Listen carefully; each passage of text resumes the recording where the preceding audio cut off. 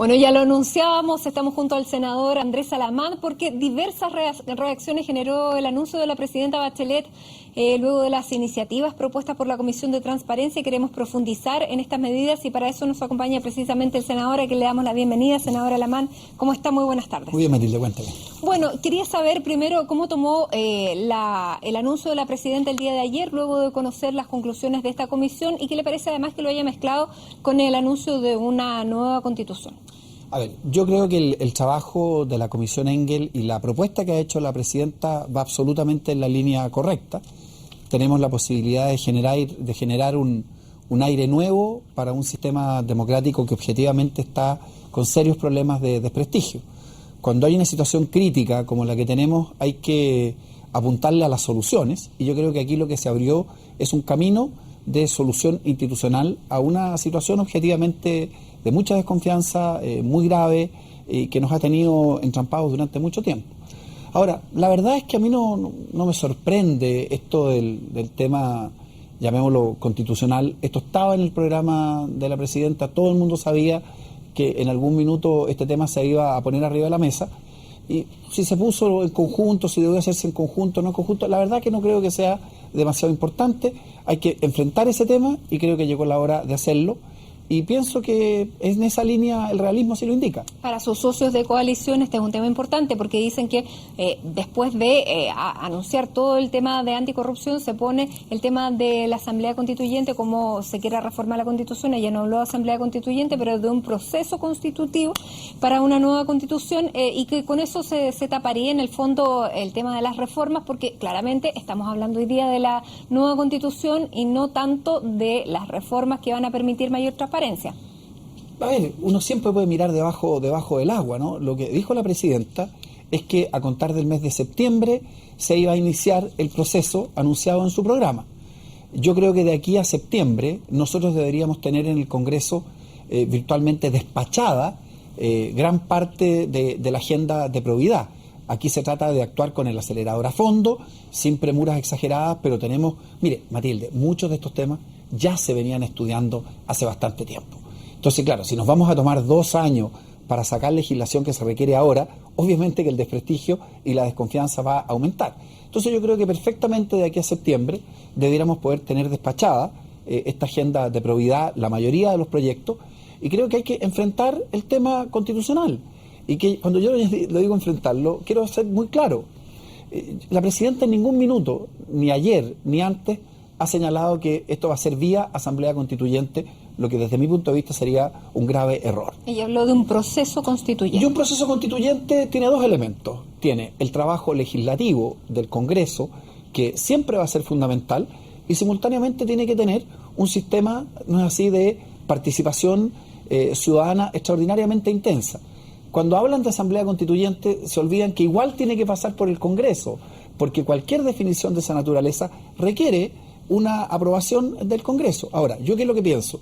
Mire, si este Congreso fue capaz de modificar el sistema electoral, si se han logrado introducir cambios importantes en materia educacional, muchos de los cuales a mí no me gustan, si vamos a tener ahora una completa agenda de probidad que debiera generar un nuevo marco para la actividad política y para el funcionamiento del sistema democrático, si el próximo mes vamos a designar en conjunto con la presidenta el Contralor, si en septiembre este Congreso y este Senado tiene que designar ni más ni menos que el nuevo fiscal, yo no veo ninguna razón para que no pueda, de la mano con una participación democrática intensa, abordar el tema de la Constitución. ¿Contaría con su voto y con el de su bancada? ¿Qué cosa?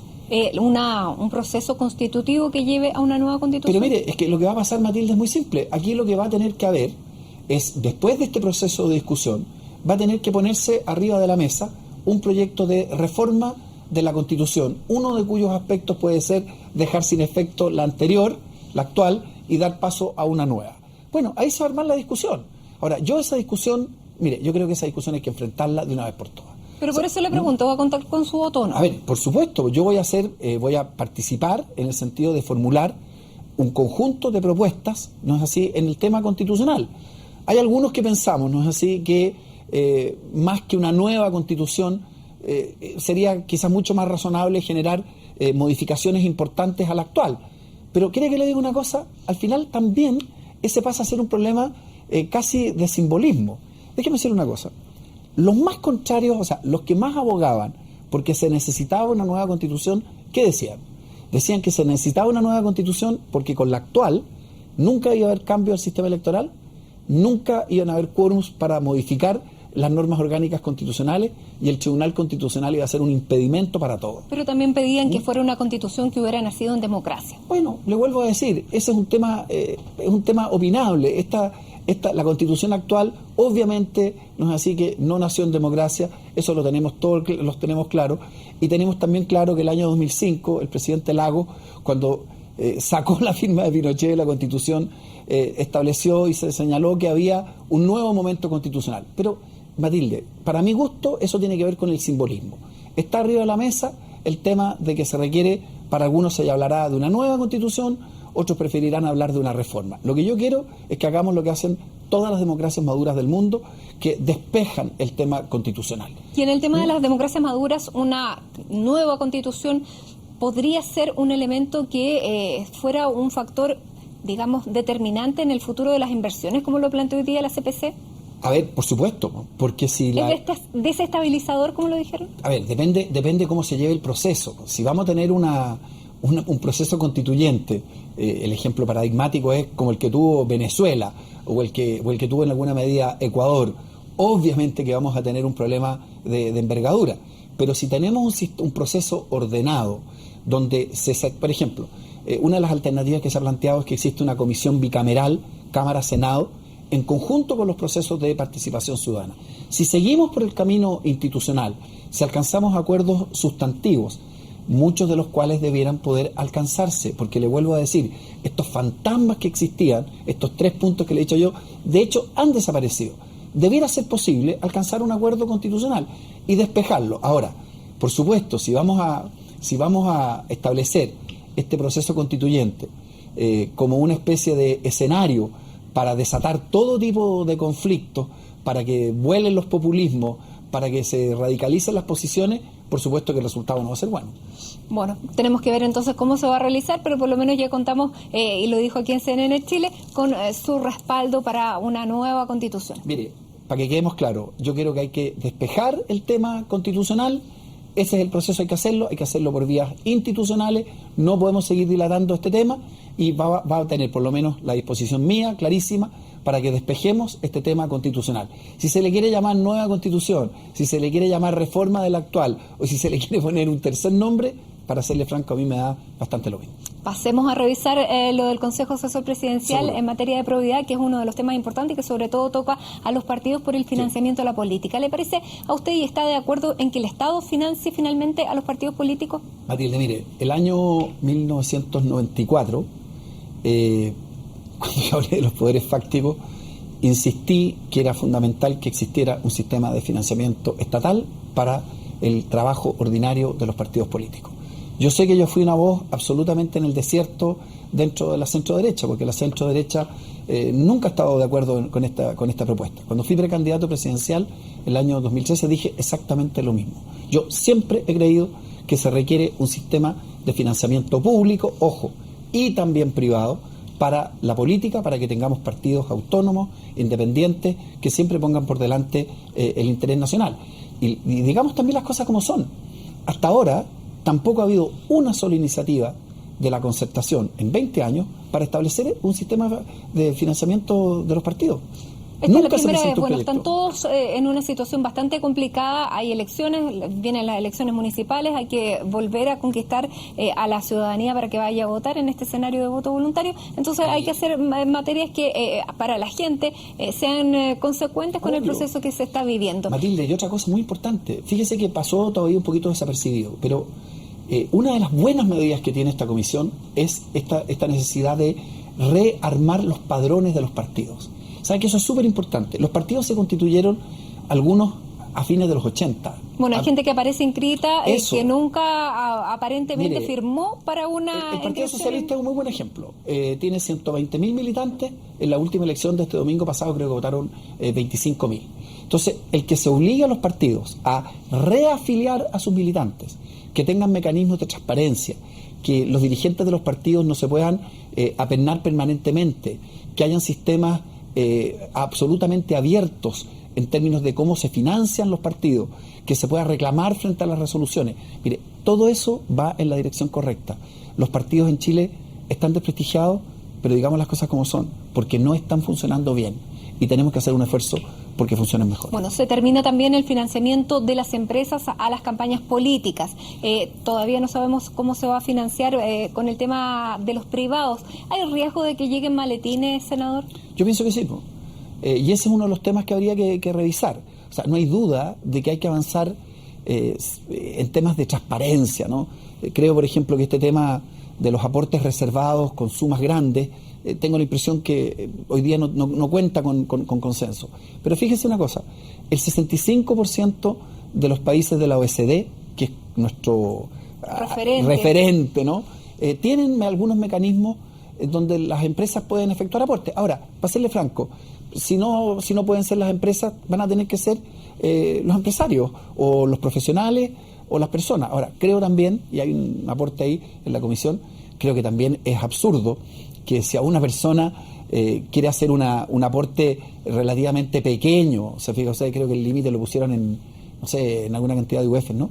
Sí. No lo puede hacer. Creo que es perfectamente razonable que puedan hacerse donaciones reservadas, si estamos hablando de, 10 UF o una cosa de esa naturaleza. Hay mucha gente que quiere poder aportarle un partido, pero que, por ejemplo, quizás por cantidades pequeñas no quiere que su nombre, no es así, aparezca en una lista, porque pueden ser objeto ahí de bullying político o lo que sea. Además establece que va a ser las campañas muchísimo más baratas porque se van a establecer lugares específicos donde poner la propaganda asociado al partido y eso claramente va a disminuir el costo de las campañas. Eso se hace en muchos países, sobre todo en Europa, y nadie reclama. Mire, eso estaba cantado.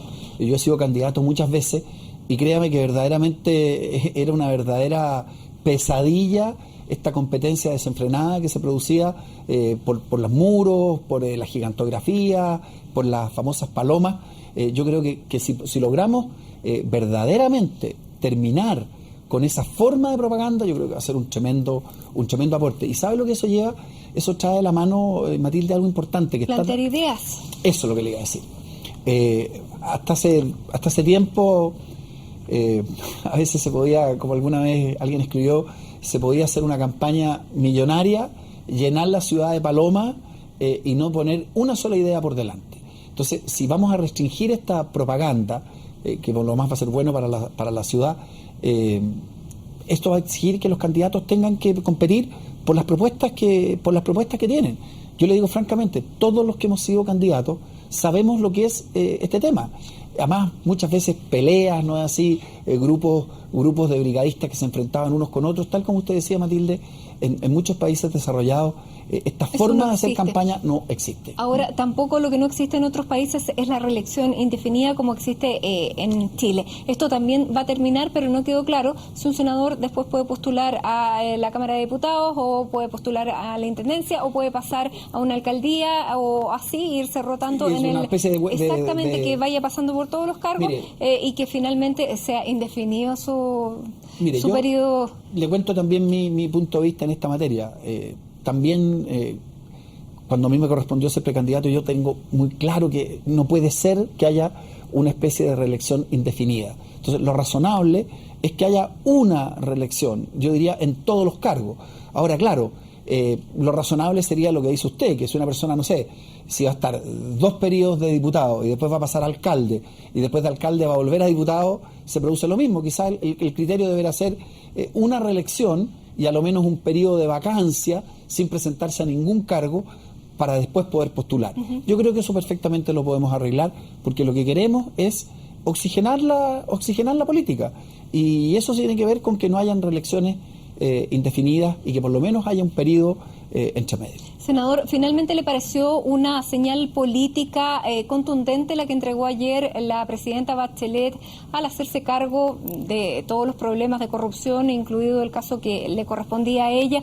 ¿Fue suficiente esta vez o todavía no ha hecho la condena que se buscaba y que sobre todo ha pedido la oposición? Mire, yo quiero mirarlo desde otro punto de vista. Nosotros tenemos, Matilde, estamos enfrentando una crisis política profunda. Y lo que se requiere para enfrentar las crisis políticas son un camino de solución, un camino donde se empiece a mirar la luz al final del túnel, y yo creo que eso es lo que ha hecho la presidenta en forma adecuada. Creo que esta comisión trabajó muy bien, el conjunto de propuestas es correcta, hay muchas cosas que ya están en el Congreso y que ya están en línea, por así decirlo. Ahora, siempre va a ser opinable si, por así decirlo, si el mea culpa fue oportuno o inoportuno, suficiente o insuficiente, completo o incompleto. Para mí eso no es lo fundamental. Lo fundamental es que logremos hacer un esfuerzo nacional para represtigiar a la política.